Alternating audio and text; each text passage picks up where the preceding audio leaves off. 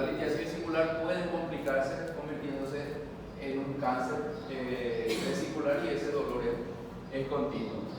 También el síndrome ulceroso, una úlcera péptica, gástrica sobre todo, puede llegar a convertirse en un cáncer gástrico y cambiar de ser discontinuo hacia un dolor continuo.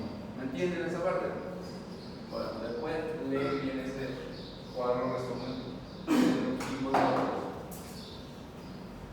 El examen físico, como ya habíamos visto, consta de los 4 pasos: la inspección, la palpación, percusión, auscultación, porque es abdomen. En el abdomen siempre vamos a hacer todo eso. Y acá, importantísimo, tacto rectal y en las mujeres tacto vaginal. Pues ya veían que una de las causas de epigastralgia está la inflamación pélvica, y eso no hace falta hacerle análisis, no hace falta hacerle ecografía, sino con un simple tacto vaginal se puede diagnosticar una inflamación pélvica. Que después lo van a estudiar en ginecología, no explicar eso ahora. Infección, la forma que presenta el abdomen, sus características constitucionales que ya habíamos hablado, de que puede estar distendido, que puede ser localizado, generalizado. Hay que ver la simetría o asimetría del abdomen, que puede ser causado por producciones o depresiones, por un aumento de volumen, una tumoración, que puede ser una hernia epigástrica. El paciente llega con dolor en el epigastrio, un dolor de inicio brusco, intenso, continuo, vomita el paciente, y usted lo acuesta, la inspecciona y con la sola inspección ya puede diagnosticar. Tiene un aumento de volumen en el epigastrio, incluso puede tener cambios de coloración, duro, y le pregunta al paciente: ¿de cuándo tiene eso? No, eso recién nomás hice un movimiento brusco, levanté algo pesado, tosió y empezó a salir esa bola ahí y no entra más. Es una hernia epigástrica atascada y esa es la causa del dolor. Se atascó la hernia y empieza a producirle dolor en el epigastrio. El dolor de la piel, alteraciones del ombligo, presencia o no de cicatrices, de ventraciones, siempre tenemos que ver, porque puede ser que sea una hernia incisional. El paciente ya fue operado de vesícula, fue operado de algo en el abdomen superior y tiene esa cicatriz, y por esa cicatriz tiene un aumento de volumen que no entra, está duro, y es una hernia incisional que está atascada y es la causa del dolor. La coloración de la piel es muy importante, como por ejemplo el signo de Cullen, vamos a ver que se ve en la pancreatitis. Tenemos que ver los movimientos, si hay algunos movimientos no relacionados con la respiración, presencia de circulación venosa colateral, disminución o desaparición del movimiento respiratorio, la distribución pilosa.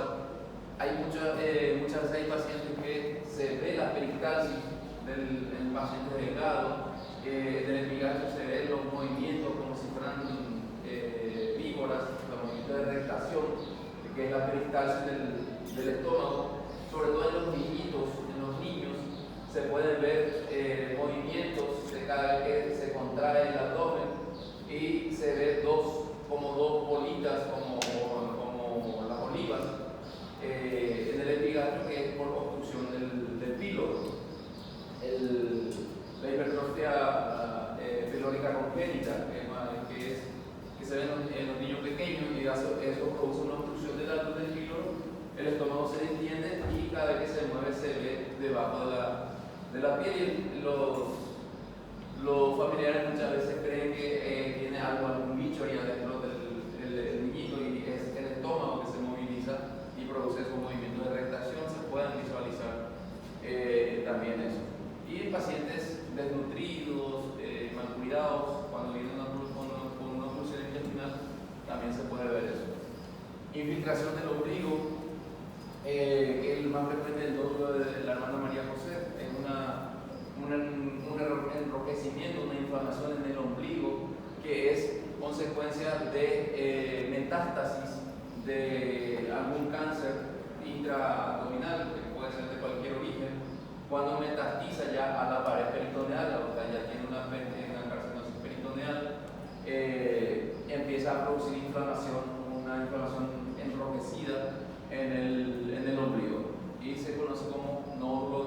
hermana de María José, cuando vean eso, el ombligo bien enrojecido, como un nódulo, un ganglio inflamado, hay que pensar en la presencia de un cáncer maligno intraabdominal, ya sea cáncer gástrico, cáncer colorectal, cáncer de ovario en las mujeres, puede producir eso. Lesiones equimóticas en flanco izquierdo, como el Gray Turner, o en la región periumbilical, que se conoce como signo de Cullen, que se ven las pancreatitis agudas graves. Las pancreatitis agudas leves no van a ver, no busquen en los pacientes cuando tienen pancreatitis, como ha pasado con algunos estudiantes que he tenido, cuando le llevo a la práctica y ahí están entrevistando una pancreatitis y empiezan a buscar la coloración y me dicen, doctor, ¿por qué no tiene el signo de Cullen? Que las pancreatitis agudas leves no producen. Ya cuando hay eso es porque la pancreatitis aguda es grave. Cuando ya hay necrosis y hay isquemia, empieza a producir un hematoma, una coloración azulada en el ombligo, alrededor del ombligo, o a veces en el hipocondrio izquierdo o flanco izquierdo. Flanco hipocondrio izquierdo, que es el signo de Gray Turner. El signo de Gobiet, que es la inflamación o el aumento de la distensión localizada en el epigastrio por paresia de la pared del estómago, que se ve generalmente en las pancreatitis agudas. Por vecindad está ahí el páncreas pegado al estómago, inflama el estómago, entonces el estómago se queda quieto, empieza a inflamarse y produce un aumento, un agolpamiento solamente en el epigastrio del paciente de la pancreatitis aguda. Ese es el signo de Gobiet. Dígame. Sí, creo que. Cullen. El signo de Cullen. Ese es en la pancreatitis cuando hay una coloración azulada periumbilical. La palpación, acuérdense que tenemos que hacer palpación superficial profunda, monomanual, bimanual, en dependencia de la maniobra que vamos a hacer. Acá vamos a hacer las dos, monomanual y la bimanual, sobre todo si queremos palpar vesícula, si queremos palpar el hígado, tenemos que hacer bimanual. En la palpación, siempre acuérdense preguntarle a su paciente dónde le duele, que le señale, que tengan cuidado de que sus manos estén tibias, que no tengan manos frías, ganarse el respeto de su paciente, respetar su pudor y ganarse la confianza de su paciente y hacer la palpación.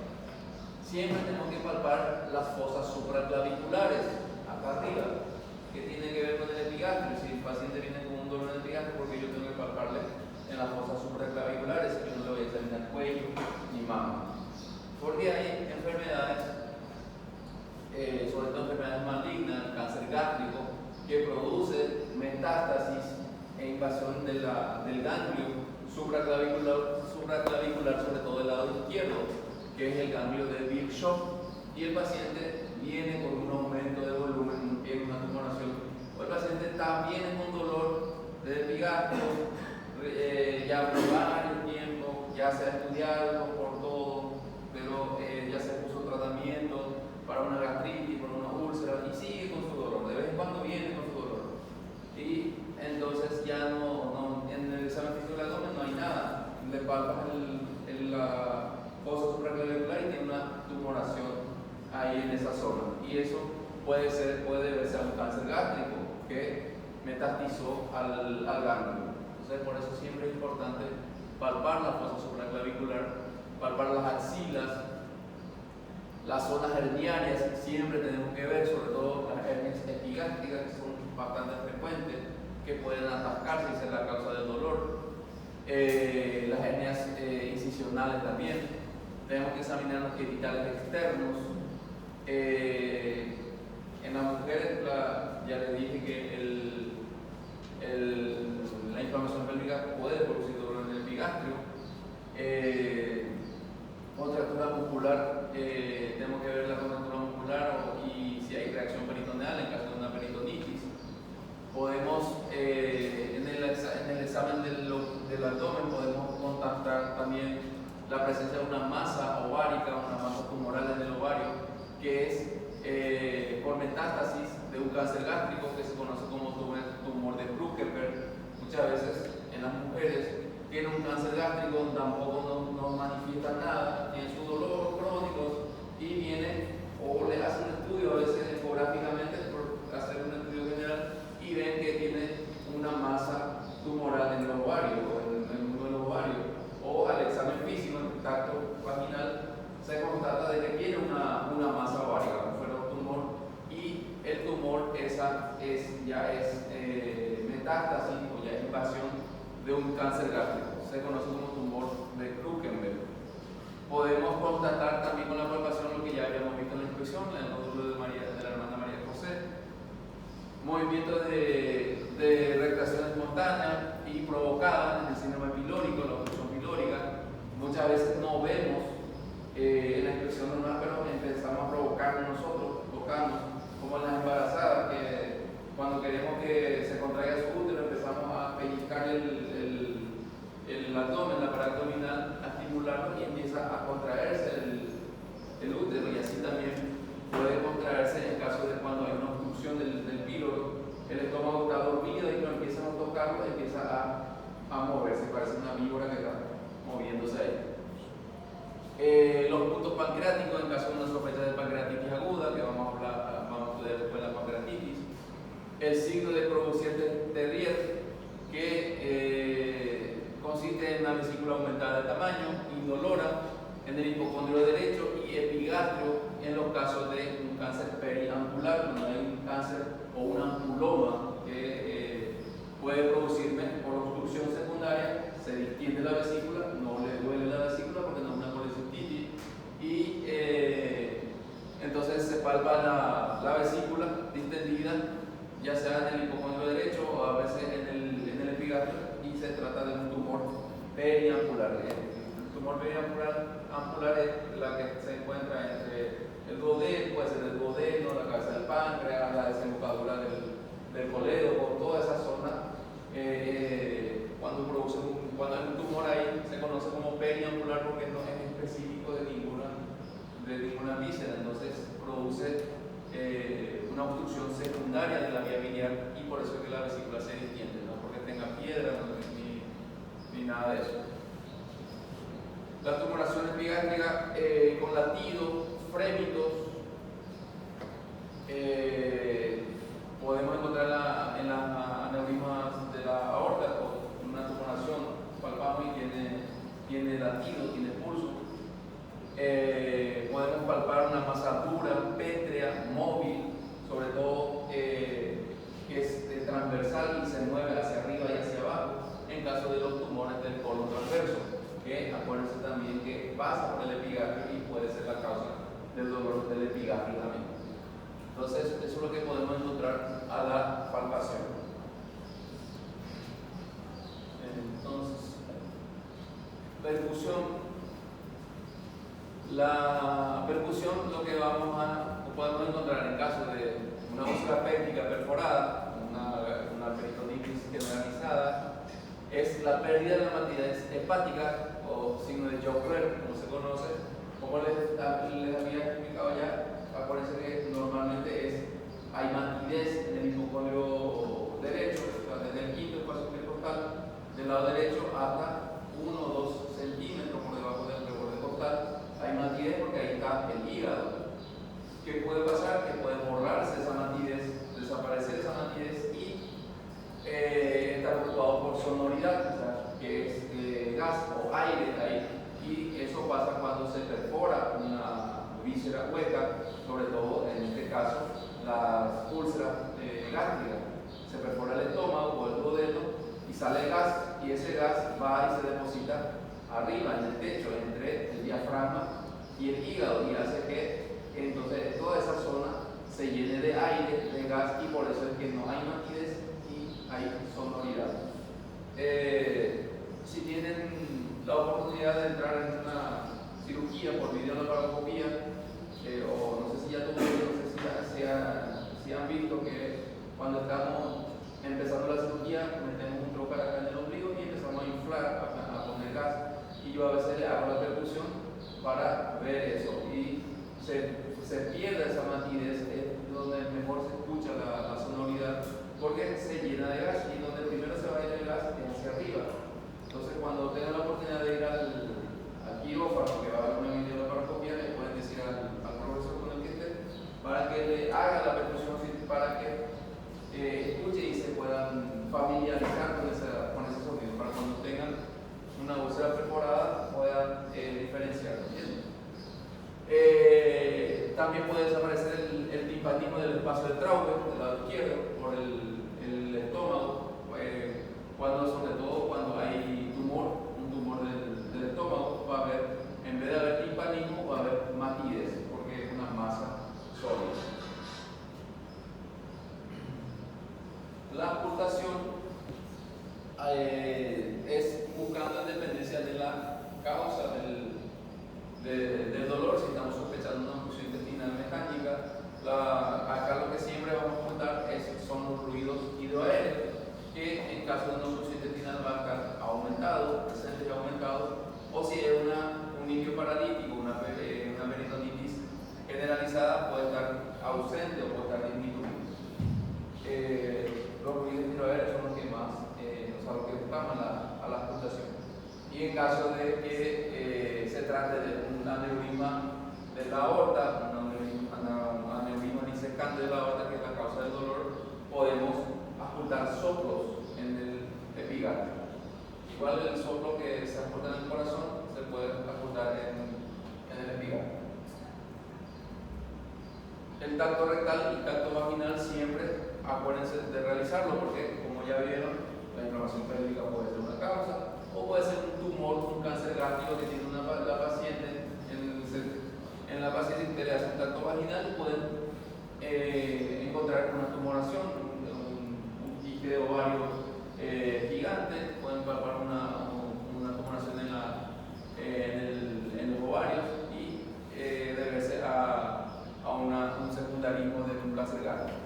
En el caso del hombre, el tacto rectal, porque puede haber tumoraciones también que metasticen ya también, y así de esa forma se puede diagnosticar. ¿Alguna pregunta? Dígame. Aneurisma dissecante da aorta, se consulta? Soplos. Sí, en el epigastrio. O puede haber frémito.